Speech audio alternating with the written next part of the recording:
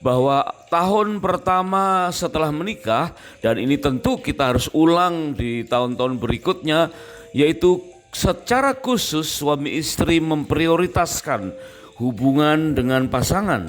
Bagaimana mengelola pernikahan untuk saling menyenangkan atau saling menyukakan hati pasangannya. Sebab Tuhan sudah memberikan contoh-contoh tentang hal itu. Contohnya di dalam Kejadian pasal yang ketiga ayat yang ke-21, di mana setelah Adam dan Hawa jatuh dalam dosa, dan tentu kita tahu akhirnya mereka mengalami pertobatan yang serius dan Tuhan mengampuni. Kemudian di dalam Kejadian 3 ayat 21 itu firman Tuhan mengatakan, Tuhan Allah membuat jubah kulit atau pakaian dari kulit binatang untuk Adam dan untuk istrinya, lalu mengenakannya kepada mereka. Nah, inilah yang kita dapat duga sebagai honeymoon yang kedua, yaitu pernikahan pemulihan, di mana Tuhan mengampuni kesalahan Adam dan Hawa dan kemudian mencukupkan apa yang mereka butuhkan, bukan saja secara materi. Memang nampaknya kalimat ini di dalam Kejadian 3 ayat yang ke-21 nampak seolah-olah hanya sebatas materi, yaitu membuat jubah kulit. Ya, Tuhan merelakan pencurahan darah dari mungkin seekor atau dua ekor binatang untuk dibuat jubah kulit, ya, yaitu jas pengantin yang mahal dan gaun pengantin yang elok, ya, yang anggun, dan itu bertujuan untuk mencukupkan kebutuhan Adam dan Hawa di dalam rangka pemulihan. Dan ini tentunya lebih dari sekedar cukup, bukan hanya sekedar materi, tetapi penerimaan, pengakuan bahwa mereka kembali dipulihkan dalam pernikahannya.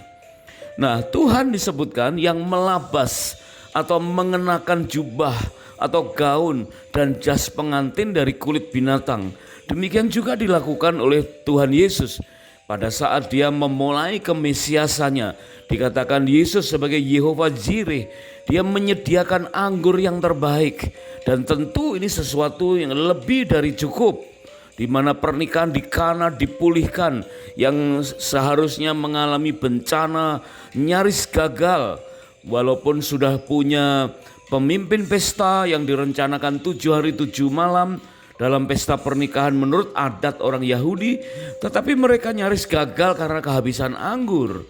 Dan Tuhan mencukupkan itu semua.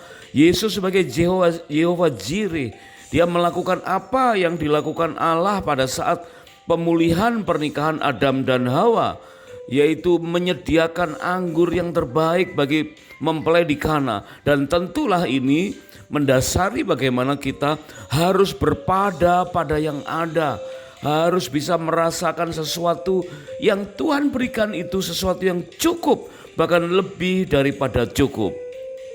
Nah, pada masa honeymoon yang spesial, dengan hati yang terbuka untuk berkesempatan menguliti kelemahan dalam rumah tangga kita di masa-masa yang lalu, mungkin kita perlu mengkoreksi kelalaian pola bergereja sebagai keluarga rohani dan menegur kesalahan di dunia kerja.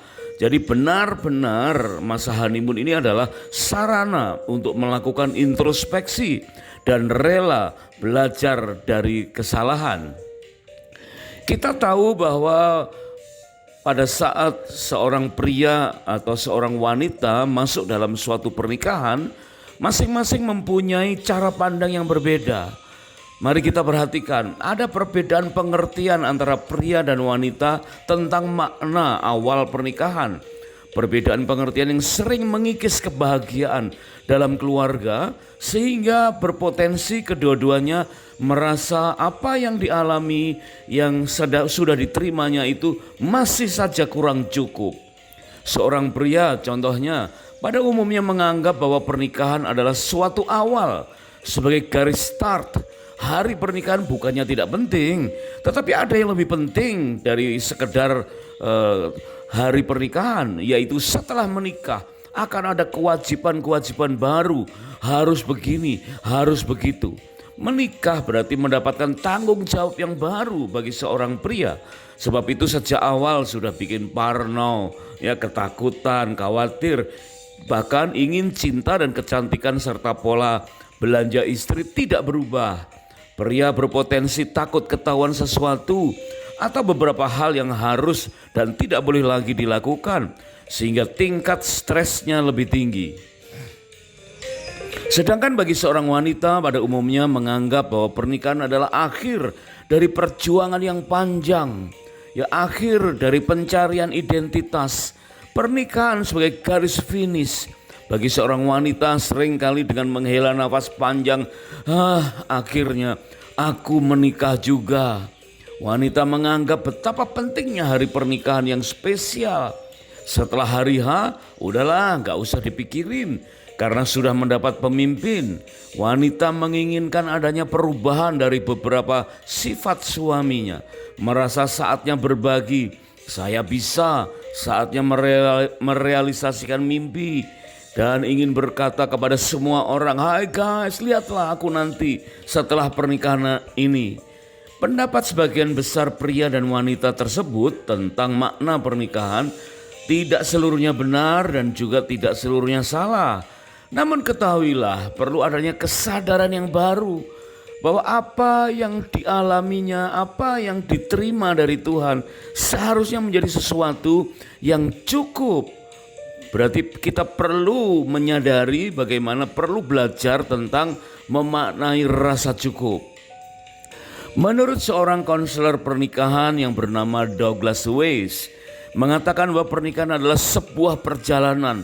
Tentulah terdapat belokan, ada tanjakan, ada jalan yang menurun, bahkan kadang ada kemacetan, sehingga tidak semua keluarga secara otomatis dapat menikmati keindahan dalam perjalanan pernikahan dan merasakan sesuatu itu cukup.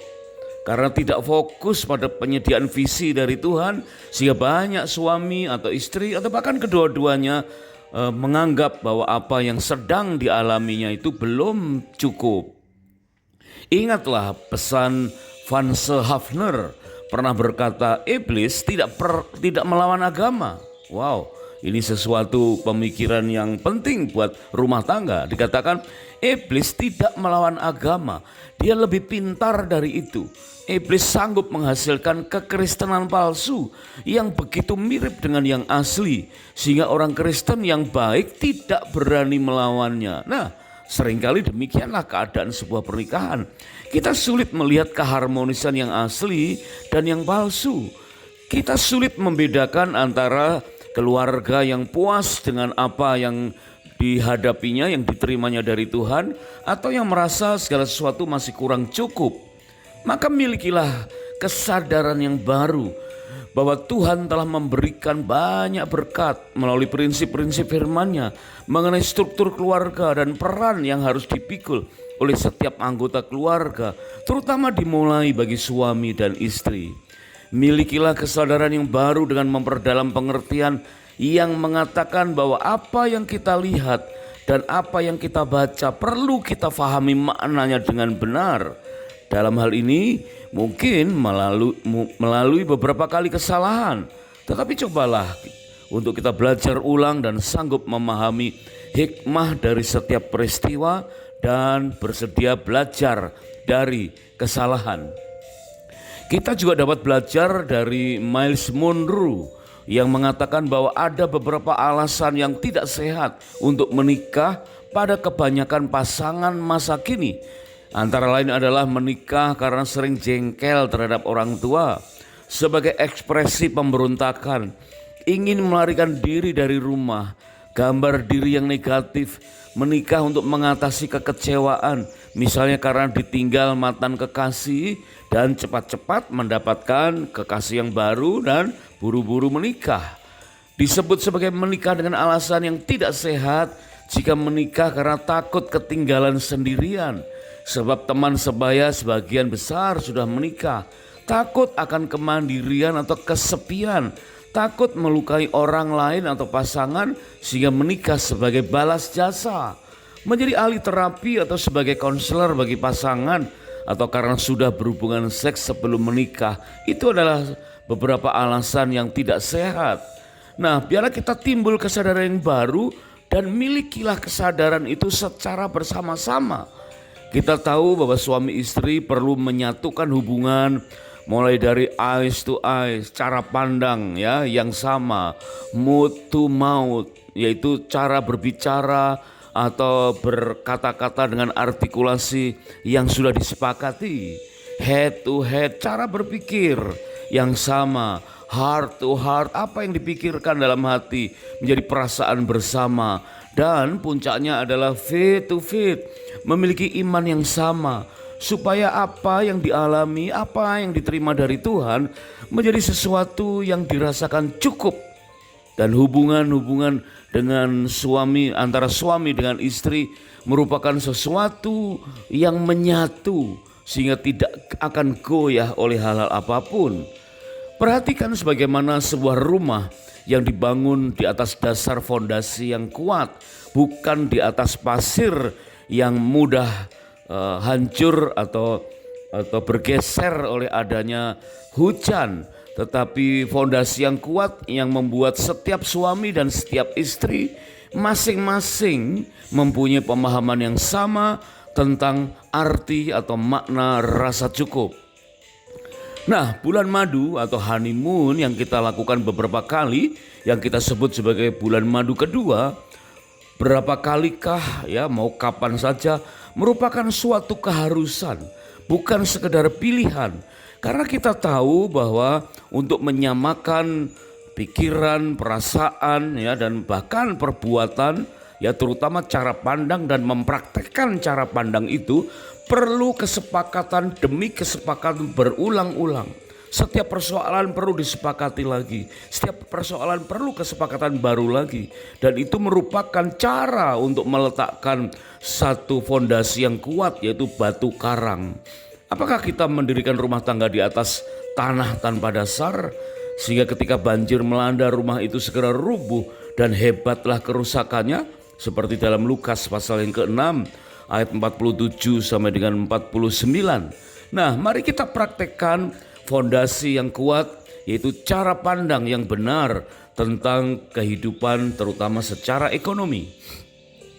Inilah sebagian dari makna kehidupan yang akan kita dapatkan dalam perjalanan honeymoon atau bulan madu yang kesekian dan yang kesekian kalinya. Teladan dari beberapa kitab-kitab Taurat yang berisikan tentang pengajaran mengenai pernikahan awal dan kehidupan berkeluarga, yang membuat pernikahan adalah kesatuan dari dua pribadi, masing-masing sebagai makhluk rohani yang berjiwa dalam tubuh yang bersifat sementara.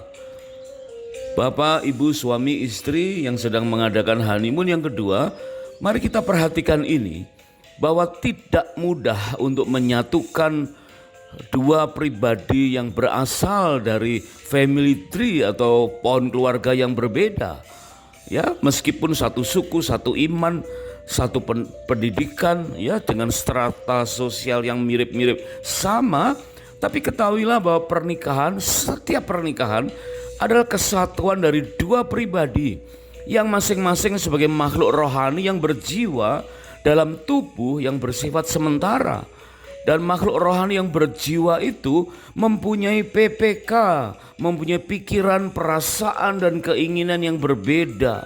Dan jiwa itu banyak dipengaruhi oleh apa yang kita lihat, apa yang kita rasakan, apa yang menjadi motivasi banyak orang yang mengintervensi kehidupan kita, yang akhir-akhir ini mulai marak dan sangat mengganggu, dan itu terlihat di beberapa media sosial.